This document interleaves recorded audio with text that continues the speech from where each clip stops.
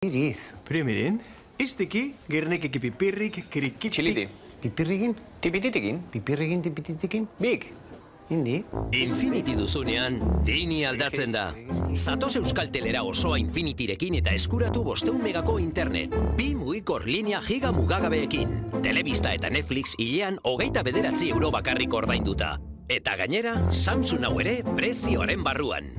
Osoa Infinity, erabateko kalitatea eta aurrezpen infinitua. Birkiti.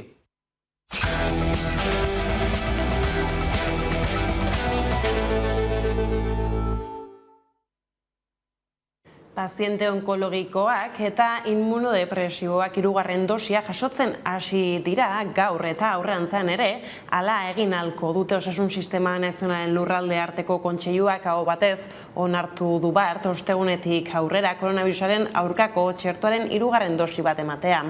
Baita organo solido baten eta hezur muinaren transplantea jaso dutenei ere. Arratsaldeon guztioi, Carolina Darias Osasun Ministroak prentsaurrekoa eman du. Osasun Sistema Nazionalaren Lurralde Arteko batzordeak bilera amaitu ondoren. Dariasen ahotan dosi gehigarri bat da, txertaketa normalaren immunitate maila berdina lortzeko prozesua osatzen duena. Las comunidades autónomas pueden empezar a inocular estas dosis adicionales a estas personas de estos 3 colectivos que les acabo de decir. Transmisioaren arintze betean azken asteotako joerari eutsi dio birusarekin lotutako heriotzen gaineko kurbak Hego Euskal Herrian hobekuntza argirik gabe. Eusko Jaurlaritzak eta Nafarroako Gobernuak emandako informazioaren arabera, abuztuaren 30-tik irailaren 5 gutxienez 35 pertsona zendu dira gaitzarekin Hego Euskal Herrian. Nafarroak gainera kirol eta kultur jardueretarako edukierak zabalduko ditu bihar gune itxietan gehienezko edukiera 100%koa izango da, kalean berriz 160koa. Halaber Nafarroako Gobernuak iragarri du hilaren 17tik aurrera arindoko dituztela ostalaritzarekin loturiko mugak. Akabo oporraldia udako etenaren ondotik hegoaldeko ikastetxe gehienek atzo zabaldu zizkieten ateak ikasturte berriari. Egunak dira irakasleak lanean hasi zirela datozen hilabetetako jarduera prestatzeko, baina orain ailegatu da ikasleen txandan. Bada atzo bertan Jokin Bildarratz Eusko Jaurlaritzako Hezkuntza Sailburuak alderdi politikoei eta sindikatuei batzeko deia egin zien hezkuntza hitzarmenaren alde. Erain dezaun adostasuna alderdi politiko zein eragile sozialak zein hezkuntza komunitate guztik apostu bat egin dezagun hezkuntza hitzarmen honen alde. Geroxago helduko diogu ikasturte asteaz batera hezkuntza arloan piztu den polemikari. Arinago baina beste ikasturte bati heldu behar diogu EAJaren planei hain zuzen ere. Itxaso Atutxa Bizkai buru batzarreko presidentea izan dugu gonbidatu nagusi gisa gaur eguerdiko magazinean eta horrela mintzatu da datozen hilabetetako erronkez. Nik uste dut guztiz ez dela sekula alde batera itzi eta kontutan izan behar dugu gainera esate baterako Jaurlaritzak oraintze urte betetzen dabala eta pandemian bertan sortutako Jaurlaritza barri bat dela. Nahiz eta beste instituzioak 2 urte lehenago aukeratuak izan ziren, bai Aldundi eta bai udaletxeak. Baina egia da pandemiari aurrekin berriakon eta beraz indarrean jarri behar izan diran zerbitzu gehitzeak edo tabarriak horrek martxan jarri behar izan dirala, lehentasuna hori izan dalako, baina guk egin dugu, beste alderdi batzuk egiten den moduan baina guk egin dugu legealdi erdi horreko hausnarketa, batez be Foru Aldundiak eta udaletxarentan egindako lanaren ingurukoa, eta ikusi dugunez lanean ere horretan ere jarraitu izan dabe, ikusten dugu programak betetzen ari dirala, eta egia esan batzutan ez dutasunekaz pandemiari aurre egiteko lanak ere lan esker handia izan da, eta horrek ere eskatu behar izan dagoelako batzutan gauzak, ez dinot alde batera, baina bai apur bat atzeratu, baina nik uste danak hartuko dirala barriro. Nahiko genukena baino gehiagotan errepikatu den lerroburuarekin gatoz orain argindarrak inoizko preziorik handiena izango du ostegun honetan, orduko 151,7 euro ordainduko baitira. Handizkako merkatuko argindarren eguneko batez besteko prezioak marka berria utziko du ostegun honetan orduko, 141,61 euro megawatt bakoitzeko prezioa izango baitu, inoizko preziorik handiena, eta asteazkenean baino 4,4 handiagoa.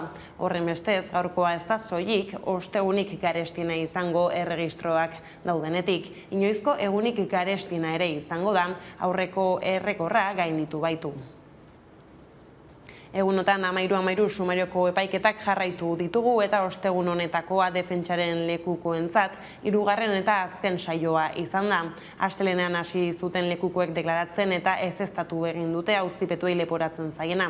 Horrez gain, 13 auziko miaketetan izandako irregulartasunak salatu dituzte denek. 13 auziko epaiketan defentsaren lekukoek hirugarren eta azken saioa izan dute gaurkoa Espainiako Auzitegi Nazionalean. 7 euskal herritar epaitzen ari dira Madrilen euskal presoekin bitartekaritza lana egiteagatik eta kidea izateaz egotzita. Bien bitartean auzipetuek ukatu zuten etako edota albokako kide izatea. Asteartean hasi zuten defentsaren lekukoek deklaratzen eta ezeztatu egin dute Arantza Zuluetari eta Jone Enparantzari leporatzen zaiena, hau da, iraultza zergarekin edo agindurik eman ziotenik etari. Izan ere, lekukoen arabera Zuluetaren eta Enparantzaren aurkako akusazioak Guardia Zibilaren gezur batean oinarrituta daude. Horrez gain, astearteko saioan lekukoek 13 auziko miaketetan izandako irregulartasunak salatu zituzten. Bestalde, Nerea Redondo auzipetuarekin lan egiten zuten hainbat lekukok azaldu zuten Janmari Jauregiri emandako dirua aurrezkiak zirela, beltzean kobratutakoak.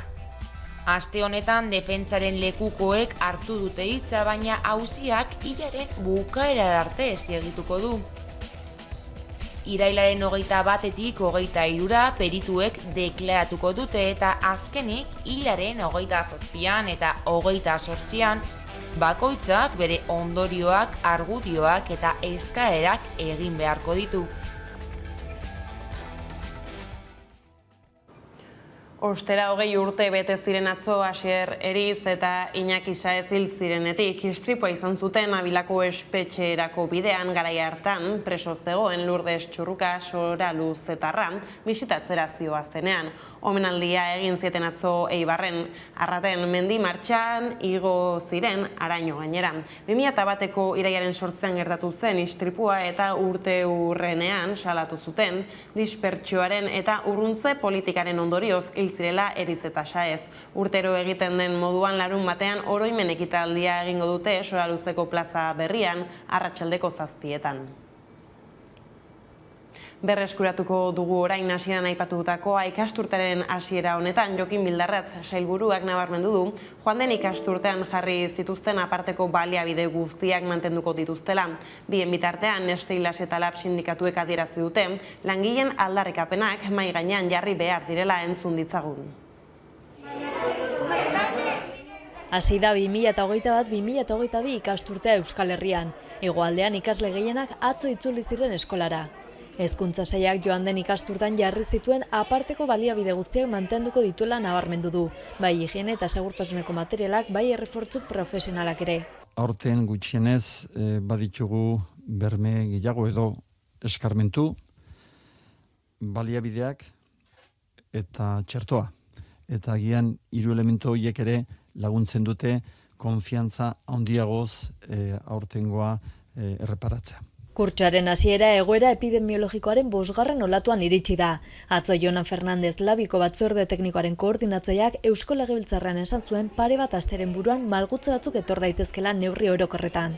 Eskolei dagokienez malgutzeak nondik etor daitezken adierazi du sailburuak. Etor daitezke ikasleen arteko edo burbuilan arteko distantziak edo adibidez momentu honetan lehen hezkuntzan burbuilak gelaka balimadare, adibidez mailaka izatea, baina hor baita ere badago beste elementu bat aztertu beharrekoa, eta da 12 urtetik berako ikasleak txertatu gabe daudela. Baita ere ikusi beharra daukau nola garatzen den guzti hori eta nola azkenean pandemiaren eragina oroar ikastetxetan. Neurriek malgutzera egin arren ikasturte honek emandako aukera baliatu behar dela dio Irati Tobar Lab sindikatuko irakaskuntza arloko arduradunak. Ohiko eredura ez, baizik eta eredu eraldatzei batera jotzeko.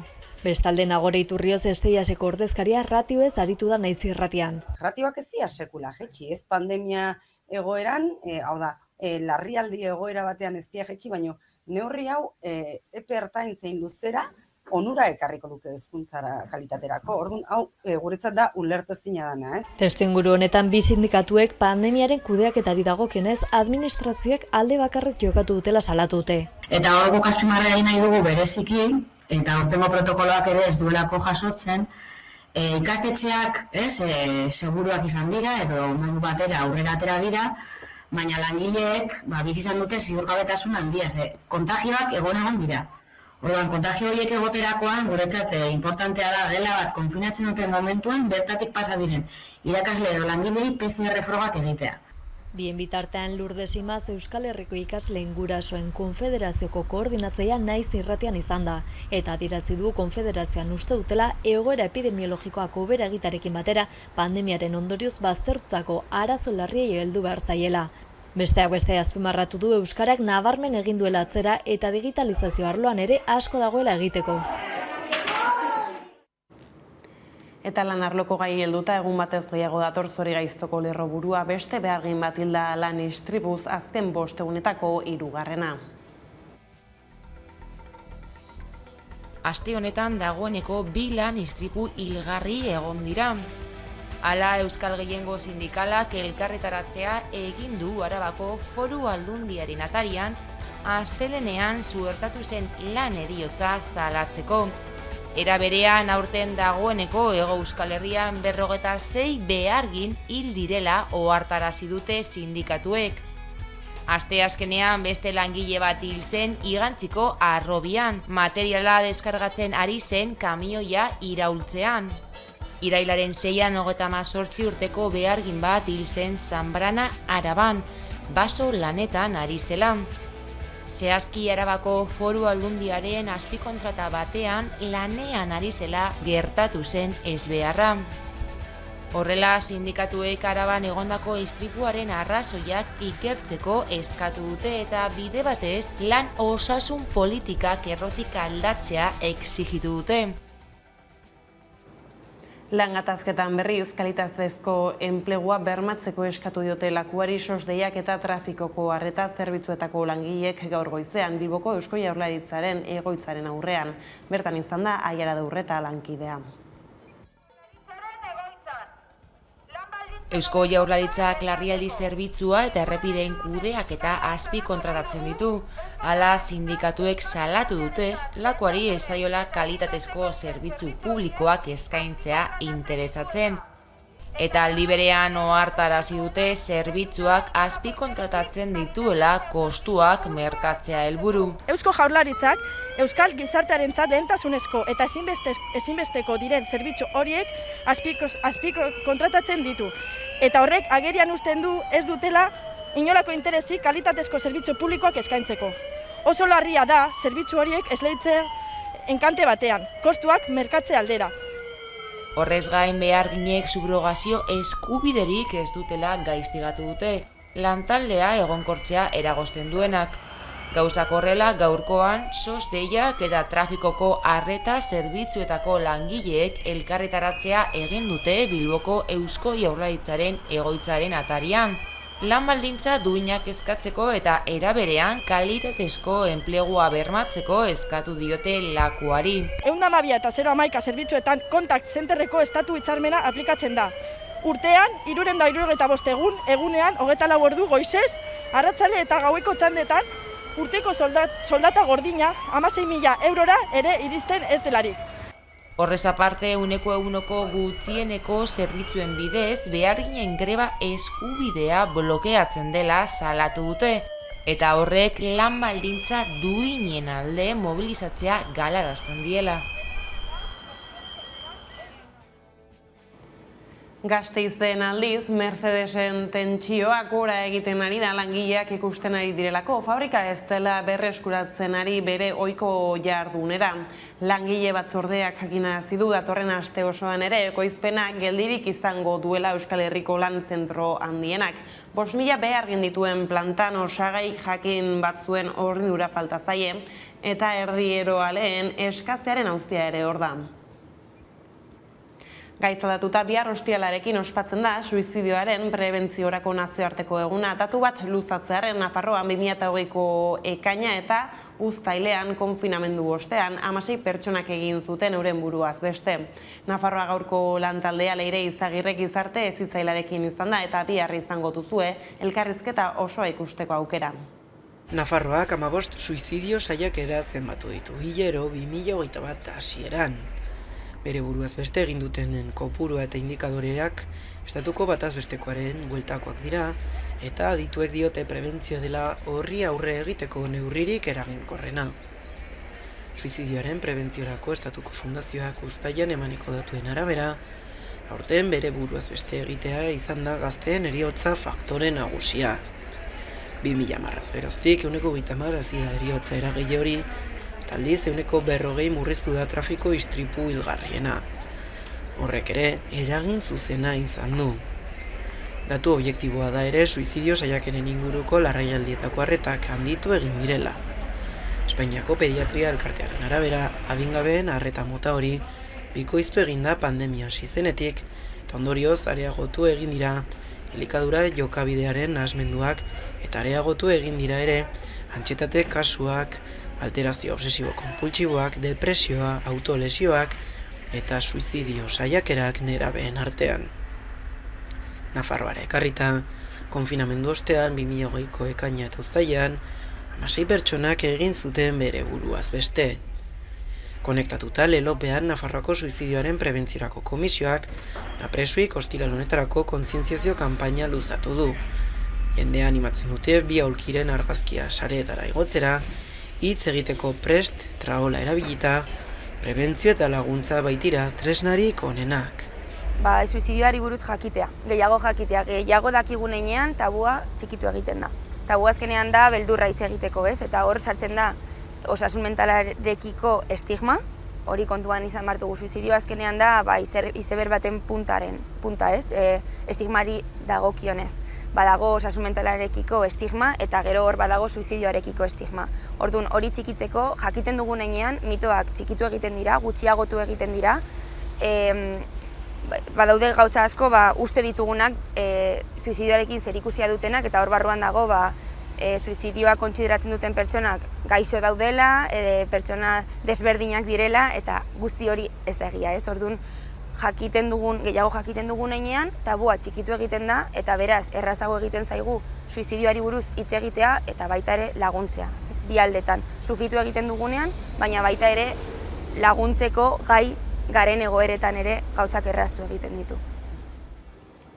Nafarroatik mugitu gabe Iruña herriko aurre eskoletako gurasoek hezkuntza arlotik euskararen erabilerara zabaldu dute euren borroka hori dela eta 2 eta 6 urte arteko seme-alabentzako jolas parketan euskara eremuak sortu nahi dituzte, parkean euskaraz ekimenaren bidez.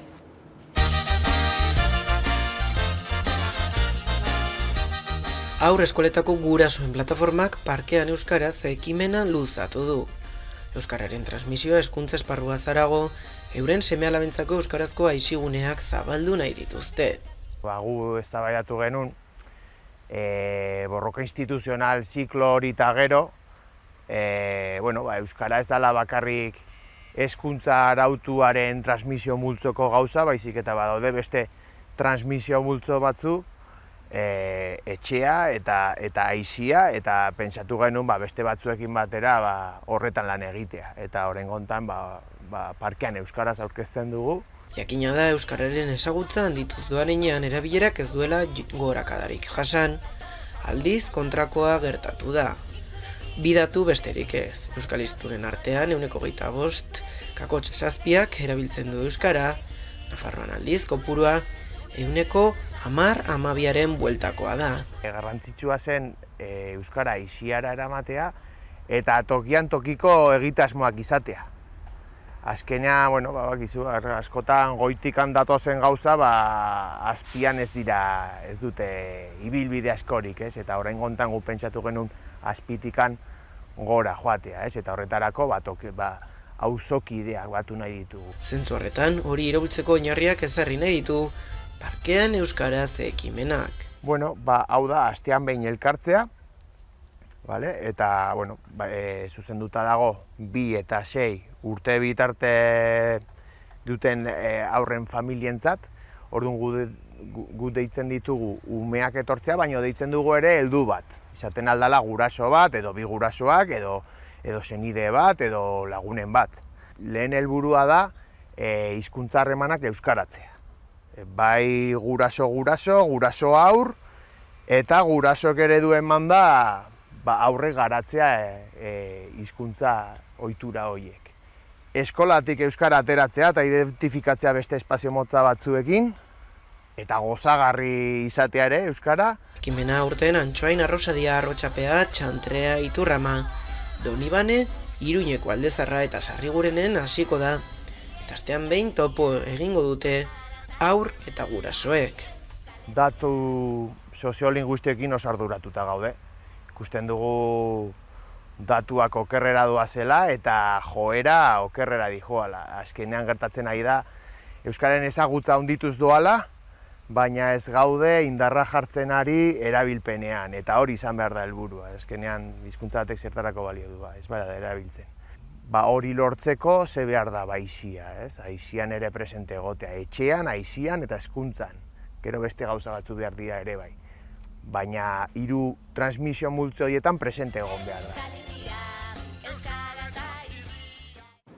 Bestaldetik, Europako Parlamentuak Europaren etorkizunari buruzko konferentzia jarri du martxan eta bertan izango da Euskal Herria bildu. Abian da, baina zalantzak nagusitu dira, izan ere ekimen propiorik gabe jarduten dabiltza bertako organoak. Eta oraindik ez da onartu eduki loteslerik, bada jarrera hori gaitzetsi du Fernando Barrena Euskal Herria bilduko eurodiputatuak. Europa osoaren etorkizunaren inguruko hausnarketaren beharrean berretsi da ere.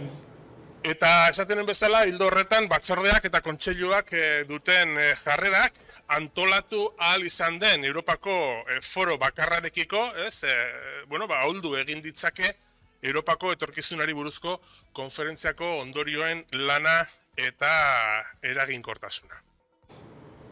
Eta Katalunian Bartzelonako El Prat aireportua handitzeko aurreikusitako 1.700 milioi euroko inbertsioa gelditu egin du Espainiako gobernuak, Kataluniako gobernuaren babes faltagatik. Azken horrek berriz Espainiako gobernuaren desleialtasuna salatu du eta egitasmoa bertan bera uzteko operazioa xantaia izan dela esan du. Raquel Sánchez Garraio mugikortasun eta hiri agendako ministroak proiektua bertan bera utziko duela iragarri du bart, Bartzelonan egindako premiazko agerraldi batean. Que el pacto se ha quebrado por una pérdida de confianza manifiesta. Es imposible llevar a buen término un proyecto de tanta envergadura como este sin un apoyo nítido y sin fisuras por parte de la Generalitat. Nazioarteko gaiekin jarraiki Israelek zigor kolektiboa ezarri die preso palestinarrei eta senidei pasaden astelenean ihes egin zuten presoengatik mendeku gisa. Jipoiek, miaketek eta leku aldaketek tentsioa areagotu dute Israelek zigor kolektiboa ezarri baitie preso palestinarrei horietako 6 astelenean ihes egin ostean. Gainera, presoen protestak erreprimitu ditu unitate militarrarekin, murrizketengatik, leku aldatzengatik eta isolamendu neurriengatik sortu direnak. Hainbat senidere atxilotu dituzten. Gurera bueltan, Ondarre gaztandegikoa izan da gaztarik onena Ordiziako lehiaketan laugarrenez irabazi du segurako ekoizle horrek saria, eta Enkantean 9.400 eurotan saldu da gazta erdia ikustezagun. Ondarre gaztandegiko Eneko Goiburu ekoizleak irabazi du Ordiziako ardi latxaren gazta lehiaketa aurten. Enkantean 9.400 euro ordaindu ditu Zaragozako El Cisne hoteleko Javier Garziak gazta erdiaren truke. Ordizian bertan geratu da bigarren postua, Joseba Insaustik irabazita, eta Goienetxe gaztandegiko Beñate Gaina Mutrikuarraren gazta izan da hirugarren. Kalitate goreneko gaztak biltzeagatik da famatua Ordiziako lehiaketa eta urtengoan ere hala izan dela ziurtatu du Elena Arzakek, epaimaikideetako batek. Bere hitzetan xehetasun txikien arabera banatzen dira puntuazioak. Ateak itxita ospatu bada ere, Ordiziak ez dio hutsik egin urteroko gazta lehiaketari. Eta beti alai frontoiak epaimaikideak, ekoizleak, erakundetako ordezkariak eta prentsako kideak baino ez ditu jaso aurtengoan. Aldiz, eguraldia lagun giro ederra bizi izan da herrian, euskal jairik ez ospatzeko erabakia hartu bazen ere. Orotara 55 ekoizlek hartu dute parte txapelketan eta segurako ondarrek aztandegiak erdietsi du sari gorena, 1.750 eurokoa. Askoz ere altuagoa izan da ordea, gazta irabazlearen erdiaren truke ordaindutakoa, 9.200 euro. Lagunkiro Ordiziako adineko elkarteari bideratuko zaizkienak. Ez da aurreneko aldia ondarre gaztandegiak jantzen duela txapela. Eneko goibururen aurretik gurasoek jantzi zuten 1985 eta 2014an, eta aitonak ere 1970an. Hala, unkituta agertu da irabazlea epaimaiaren erabakia entzutean, eta lanean jarraitzeko auspoa dela ziurtatu du. Bestaldetik, Xilaba bertso txapelketa makean abiatuko dute iraiaren 18an iazko txapelketa eten zenez, helburu berarekin abiatuko dute aurtengoa plaza sustatzea. 3 bertsolari sailkatuko dira 2022ko bertsolari txapelketa nagusirako. Iragan urtean bertan behera utzitako Xilaba bertso txapelketa jokatuko da aurten irailaren 18tik aurrera. Hasi eta aste gutxira geratu behar izan zuten iaz Nafarroa, Lapurdi eta Zuberoko bertso txapelketa, osasun neurriek alabe hartuta. Orain, ia urte bete geroago, berriz ere hasieratik ekingo diote bertsolariek lehiari. Formatuari eutsi dio bertsolarien lagunak elkarteak, eta aldaketa bakarra parte hartzaile kopuruan izango da. Iazko 28 aldean, 24 arituko dira aurtengoan. 8 saio izango ditu, 4 kanporaketa, 3 final aurreko eta finala. Aurreneko saioa makean jokatuko da irailaren 18an. Ostean, Muskildi, Hiriburu eta Gabadin izango dira gainerako kanporaketak, urriaren 9 bitartean. Maule Lestarren, Bardozen eta Izpuran emango dira final aurrekoak urriaren 16, 23 eta 30an urren ez urren. Eta finaldia, azaroaren 13an jokatuko dute 8 honenek Donibane Eloitzunen. Aurkezpenean adierazi dutenez, iaz saiorik jaso ez zuten herrietara heltzea izan dute helburu aukeraketan. Eta noski, aurten ere osasun neurriak betearazi beharko dituztela iragarri dute. Tartean, osasun pasea eskatuz bertsozaleei.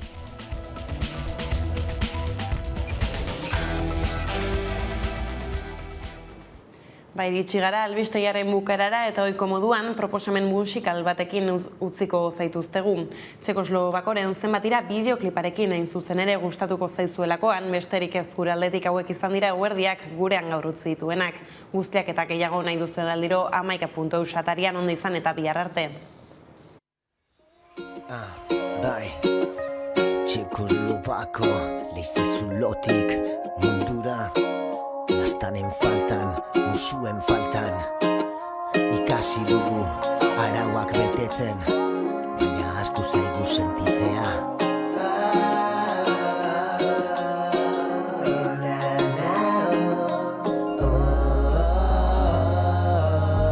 Zenbat dira eman gabeko musuak, Besarkada eta lastanak ukatua, zenbat dira eman gabeko muzua.